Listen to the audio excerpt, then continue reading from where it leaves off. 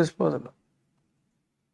అప్పుడప్పుడు అసలు ఆ కేసే కాదు, కోర్టులో ఉన్న ఏ కేసు అయినా కూడా అసలు మనం దాని గురించి ఈ నెల 30వ తారీఖు దాకా ఈ 5-6 వ్యక్తులు మాట్లాడటానికి వీలు లేదు అని చెప్పి టంకారాజు ఆయన చెప్పారు. మీరు అడిగిన దానికన్నా దే హ్యావ్ గాన్ బియాండ్.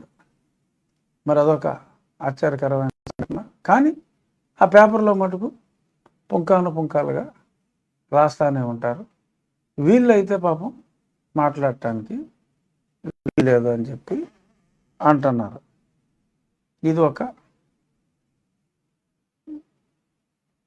అతిపెద్ద ఇంత. సో మరి ఇప్పుడు చూద్దాం, మరి రాబోయే రోజుల్లో మరి పోలీసులు ఈ కంకర్రాయి కథకి ఎలా ముగింపిస్తారో.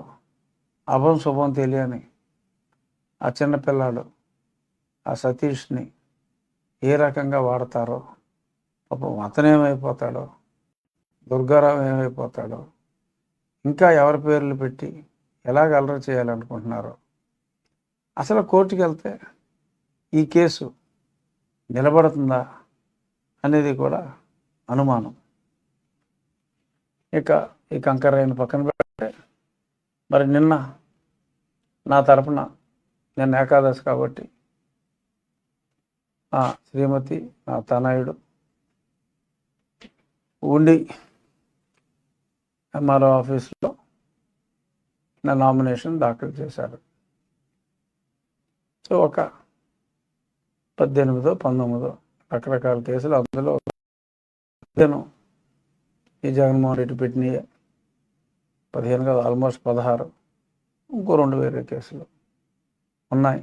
దానికి 2వ పేజీలోనూ 3వ పేజీలోనూ వీటి పేపర్, దిక్కుమాలిన పేపర్లో కేసుల పొట్ట అని రాశాడు ఆ పనికిమాలినాడు. మరి ఇప్పుడు 24న 25న నామినేషన్ ఎత్తన్నాడు జగన్.